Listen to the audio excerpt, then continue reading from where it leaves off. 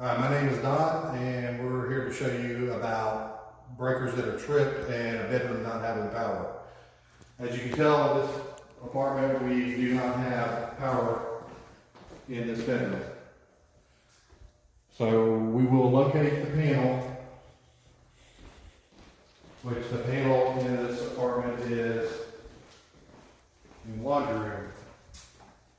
When you look at the breakers, you want to make sure that, of course, they're all turned the same way.